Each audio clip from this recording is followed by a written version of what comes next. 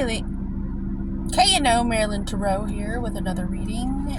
Take what you can, leave the rest for someone else. Without further ado, let's get into it. The star. Today, what I see from the star, I see that I'm tired of living in a world where everyone's wearing a mask and they don't have a spine enough to be a star, to let their soul shine, because they've been bullied and reprimanded their entire life, most likely, by first their parents, then the school children, or anyone or anything. You start to close yourself off emotionally to where you have this performance that you do, to where you're like this weird ass. I'm talking collectively where we're at, the spirit of our times as a result of our culture here, with watching television and celebrities and stars and elevating certain individuals and deciding that there's the rest of us down here. And what it is it always keeps you small, and it keeps them on a pedestal when really they're just people, and you are the same as them. We're all just people. And so when you reach a level of maturity, you understand this. However, when you're growing up and you're being groomed and you're watching all of this stuff with the elders of your community, because they're watching it too, you think that these people are more important.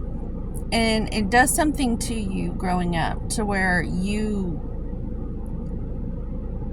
self-depreciate and you put yourself down and you joke about yourself first, so no one else will do it.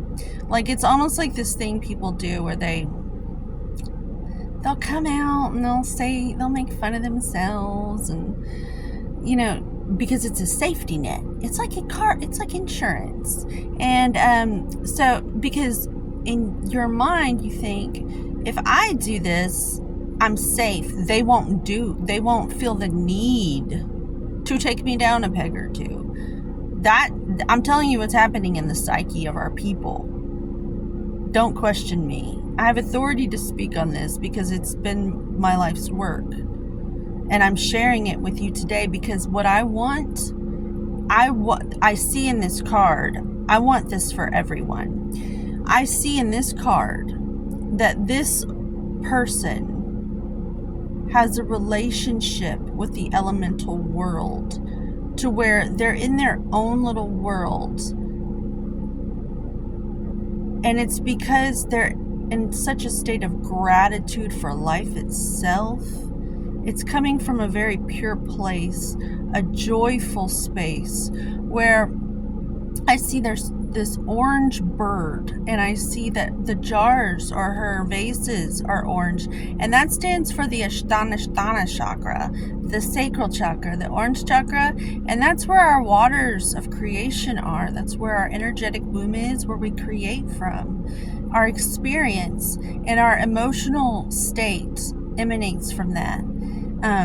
And from her perspective, she's a star. She's a star. And everybody can't take their eyes off the star. The thing is, she doesn't want to be looked at. She's naked.